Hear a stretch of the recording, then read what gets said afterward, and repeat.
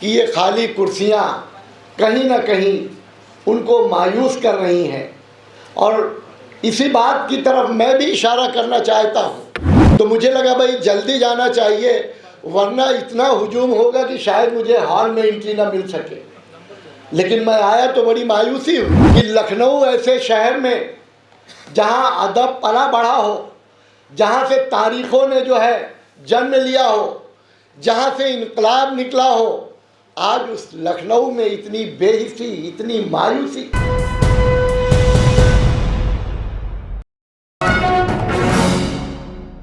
जलसा है, उसका इनकाद जो है वो लखनऊ में है, और हमारे दरम्यान में मुल्क की इतनी अजीम शख्सियतें आज इस स्टेज पर मौजूद हैं। और जब हिंदुस्तान का इतिहास लिखा जाएगा, उसकी तारीख रकम की जाएगी, तो जो आने वाली पीढ़ियां होंगी, जब आप उनसे कहेंगे कि भाई उस जलसे में जिसमें फारूक अब्दुल्ला साहब थे, अदीब साहब थे, सलमान खुर्शीद साहब थे, तो हमने उस जलसे को अटेंड किया है या हमने देखा है, तो वो बोलेंगे वो अजीम लम्हा आपने अपनी आंखों से देखा है। लेकिन इसके साथ एक बदकिस्मती भी है साथियों, जिसकी तरफ इशारा किया इंडियन मुस्लिम सिविल राइट्स के हमारे सदर जनाब अदीब साहब ने, कि ये खाली कुर्सियां कहीं ना कहीं उनको मायूस कर रही हैं। और इसी बात की तरफ मैं भी इशारा करना चाहता हूं कि मुझे लगता था जब मैं यहाँ 11 बजे तशरीफ़ लाया तो मुझे लगा कि भाई जल्दी जाना चाहिए। मेरी ट्रेन जो है वो, मैं दिल्ली आया, दिल्ली से लखनऊ आया तो मेरी ट्रेन 2-3 घंटे लेट हो गई, वो लखनऊ एक्सप्रेस आज। तो मुझे लगा भाई जल्दी जाना चाहिए, वरना इतना हुजूम होगा कि शायद मुझे हॉल में एंट्री ना मिल सके। लेकिन मैं आया तो बड़ी मायूसी हुई, माफ़ कीजिएगा, कि लखनऊ ऐसे शहर में जहां अदब पला बढ़ा हो, जहां से तारीखों ने जो है जन्म लिया हो, जहां से इनकलाब निकला हो, आज उस लखनऊ में इतनी बेहिसी, इतनी मायूसी। इंडियन मुस्लिम का जलसा हो और फारूक अब्दुल्ला साहब कश्मीर से दिल्ली, दिल्ली से बाई कार लखनऊ आए। सलमान खुर्शीद साहब न जाने कहाँ रहे होंगे, मुझे पता नहीं, किसी अदालत में रहे होंगे हिंदुस्तान की, वो वहाँ से छोड़ के लखनऊ आए, और लखनऊ के लोग जो है वो ना हो, हाल भरा ना हो, तो ये मायूसी का मामला ज़रूर है। लेकिन अदीब साहब, मैं आपको और आपके तमाम साथियों को जिन्होंने इस काम में आपकी मदद किया, आपको ताकत दिया, आपने इंडियन मुस्लिम के लिए एक फोरम बनाया, आपको दिल की गहराइयों से मुबारकबाद देता हूँ। अजीज़ कुरैशी साहब को देता हूँ, फारूक साहब को देता हूँ, कि इसका सिला हमको यहाँ मिले या ना मिले, लेकिन मुझे यकीन है कि आखिरत में इसका सिला आप लोगों को ज़रूर अल्लाह की तरफ से अदा किया जाएगा, और ये बड़ी तारीख़ी बात बनेगी। साथियों, ये सिर्फ लखनऊ का मसला नहीं है। मैं कल दिल्ली में था, हमारे नेता शरद पवार जी बहुत बीमार हैं, वो ब्रीच कैंडी हॉस्पिटल में एडमिट हैं। उन्होंने बुलाया और कहा मैं चाहता हूं कि तुम और सिराज कुरैशी लखनऊ से जाएं और तुम बम्बई से जाओ। पार्टी के दफ्तर में 11 नवंबर मौलाना आज़ाद की बर्थडे है, वहाँ प्रोग्राम रखो, वहाँ प्रोग्राम करो, और उसके बाद मौलाना आज़ाद की जो मज़ार है उस पर जाओ, चादर चढ़ाओ। और जब हम लोग गए, अदीब साहब, जब हम गए मौलाना आज़ाद के मज़ार पर गए, तो आप यकीन करें सन्नाटा था, मायूसी थी, कोई एक शख्स नहीं। ZTV का एक नुमाइंदा मिल गया, उसने कहा साहब चलिए, अल्लाह का शुक्र है कि कम से कम आप 2-4 लोग आए और मौलाना आज़ाद की कब्र पर कम से कम नज़र आए और चादर और फूल तो चढ़ाए।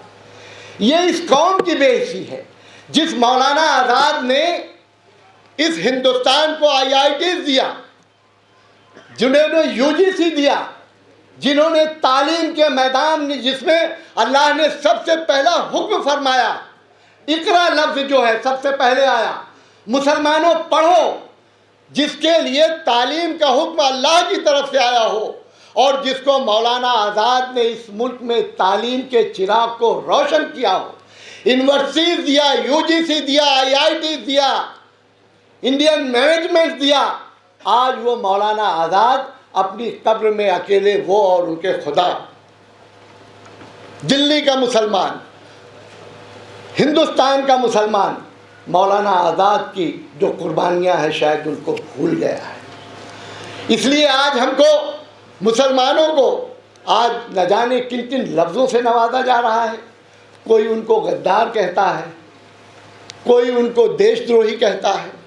लेकिन मैं कहना चाहूँगा कि आपने जो ये इंडियन मुस्लिम बनाया है, ये इंडियन मुस्लिम जो लोग हमको ये तमगा देते हैं, गद्दार कहते हैं, ये अलंकार देते हैं कि हम इस मुल्क के गद्दार न थे, न हैं, न रहेंगे कभी।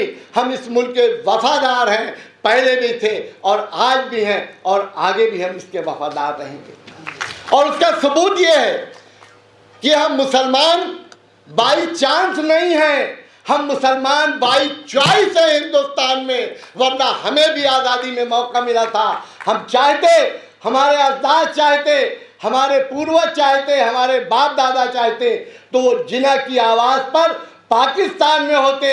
लेकिन हमने बाई चॉइस हिंदुस्तान में गांधी और नेहरू की क़यादत को कबूल किया और हिंदुस्तान में रहने का फैसला किया। आज मुल्क के हालात बहुत बिगड़ रहे हैं, हमें उन सब चीज़ों पे गौर करना होगा। साथियों, मुंबई में एक सम्मेलन हुआ, अदीब साहब आए थे, सलमान खुर्शीद साहब भी आए थे, बहुत शॉर्ट नोटिस पे हुआ साथियों। लेकिन मैं कहना चाहूँगा कि जो कैपेसिटी थी हमारी हॉल की, उसमें लोगों को बैठने की जगह नहीं थी, लोग बाहर खड़े थे, क्योंकि मुंबई के लोग हमेशा, और बड़ी तहरीकें चली हैं। 1920 में भारत छोड़ो आंदोलन की तहरीक भी खिलाफत हाउस से चली मुंबई से। तो मुंबई के लोग आंदोलन करना जानते हैं, आंदोलन चलाना जानते हैं। अदीब साहब आए, उन्होंने वहाँ सम्मेलन लिया और हम लोगों ने तय किया कि इंशाअल्लाह हम इस मुल्क में जो सियासी लोग हैं, हमें सियासत से कोई परहेज नहीं है, क्योंकि हिंदुस्तान का निज़ाम ही सियासत से चलता है। लेकिन सियासत में बड़ी पाबंदियाँ भी हैं। अगर हम चाहें तो अपने मन की बात कभी कभी अदीब साहब नहीं कह सकते हैं, क्योंकि पार्टी का विप होता है, पार्टी का एक कानून होता है। अगर कोई मुद्दा लीडरशिप से हमारा टकराता है और उस पर हमारी मुस्लिम लीडर्स की जो है राय अलग हो, तो शायद हमें अपनी ज़बान को कभी कभी खामोश भी करना पड़ता है। इसलिए आप लोग मुबारकबाद के मुस्तहक हैं कि आपने एक ऐसा प्लेटफॉर्म दिया हिंदुस्तान में जहां हम सियासी बेड़ियों को तोड़कर इस प्लेटफॉर्म के ज़रिए अक़लियतों की बात हिंदुस्तान के लोगों से, हिंदुस्तान की सत्ता में बैठे हुए लोगों को कह सकते हैं। आज हमारे हालात आपसे छिपे नहीं हैं, इसलिए IMCR की अहमियत है। आज उसको पूरे मुल्क में इस प्लेटफॉर्म को ले जाने की ज़रूरत है। हमें अपनी बात इसी प्लेटफॉर्म के ज़रिए सत्ता में बैठे हुए लोगों तक पहुंचाने की ज़रूरत है। क्योंकि साथियों, हमने देखा है बाबरी मस्जिद शहीद हो गई, काशी मथुरा के ऊपर निगाहें हैं साथियों, आज धर्म संसद हो रही है, आज मॉब लिंचिंग हो रही है साथियों, आज पर्दे का, हिजाब का मुद्दा बनाया जा रहा है, लव जिहाद को मुद्दा बनाया जा रहा है। साथियों, अनेक मसले हैं हमारे, हमें इन सारी चीज़ों से लड़ना होगा। आज NRC का मुद्दा आया, आज CA का मुद्दा आया साथियों, और सिविल कामन जो है वो सिविल कोड की बात इस मुल्क में की जा रही है। हमें हर तरीके से परेशान करने की बात हो रही है इस मुल्क में साथियों। बिल्किस बानो का जिक्र हुआ यहाँ। मैं कहना चाहूँगा, इस मुल्क के लोगों को क्या हो गया है, हमको जिन लोगों ने बिल्किस बानो के साथ जो है, जिनके साथ गैंग रेप हुआ, जिनके 5 साल के बच्चों को उनकी नज़र के सामने मार दिया गया, उनके ख़ानदान के 8 लोगों का कत्ल कर दिया गया हो, जिनको निचली अदालत, हाई कोर्ट और सुप्रीम कोर्ट ऐसे जालिमों को जब फांसी की सज़ा देता है, तो गुजरात की सरकार ऐसे कातिलों को, जालिमों को, रेपिस्ट को उनको रिहा करने की बात होती है और मुल्क में कोई बड़ा आंदोलन नहीं खड़ा हो पाता है। इस बात पर गौर करने की ज़रूरत है साथियों। ये इंसानियत का मसला है, सिर्फ मुसलमानों का नहीं है। मुझे याद है कि 1980 में एक बार बागपत में एक पुलिस इंस्पेक्टर ने एक औरत को नंगा घुमाया था। हम लोग उस वक्त लोक दल में थे। चौधरी चरण सिंह का फरमान जारी हुआ था, हजारों की तादाद में गिरफ्तारियां हुई थी और बाद में बागपत के लोगों ने उस पुलिस इंस्पेक्टर को उसी बागपत के बाजार में गोली मारने का काम किया था। तो इतना बड़ा आंदोलन एक औरत को सिर्फ नंगा घुमाने पर जो है 1980 में हुआ, लेकिन बिल्किस बानो के साथ इतनी बड़ी दरिंदगी हुई, सियासी पार्टियां उस पर खामोश रहीं, कोई बड़ा आंदोलन नहीं चल सका है। तो आज हमें सियासी पार्टियों से बहुत उम्मीद करने की ज़रूरत नहीं है।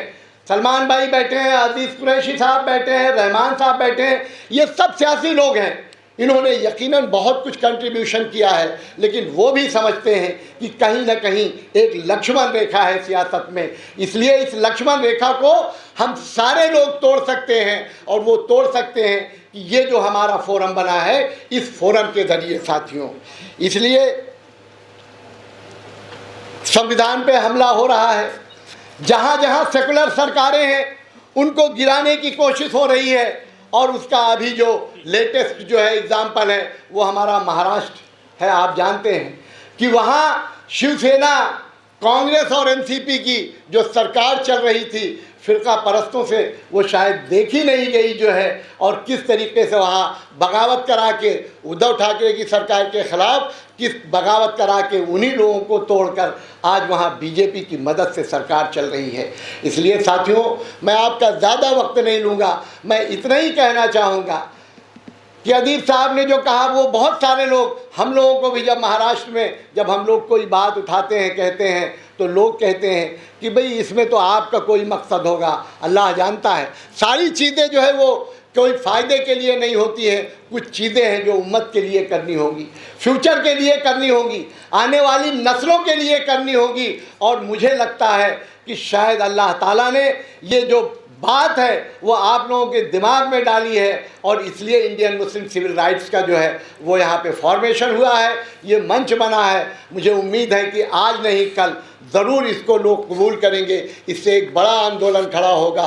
तालीम के मसले में हम काम करेंगे। हम इतना ही कहना चाहते हैं कि 10-15 साल तक हम अपना एजेंडा सेट करें, हम थोड़ा धरने मोर्चे बंद कर दें, हम बीजेपी के ख़िलाफ़ जो है रोज़ जो है ये पत्थरबाजी और गोली और डंडे की बात कम कर दें, हम तालीम पर ध्यान दें, अपने बच्चों को तालीम दें, उनको आईएएस बनाएं, आईपीएस बनाएं, इंजीनियर बनाएं, डॉक्टर्स बनाएं। हम तालीम के मैदान में काम करें, इंशाअल्लाह एक दिन ज़रूर हमको कामयाबी मिलेगी। खुदा